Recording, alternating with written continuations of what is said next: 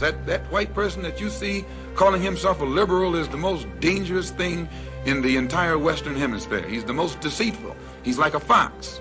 And a fox is always more dangerous in the forest than the wolf. You can see the wolf coming. You know what he's up to. But the fox will fool you. He comes at you with his mouth shaped in such a way that even though you see his teeth, you think he's smiling. You take him for a friend. All right.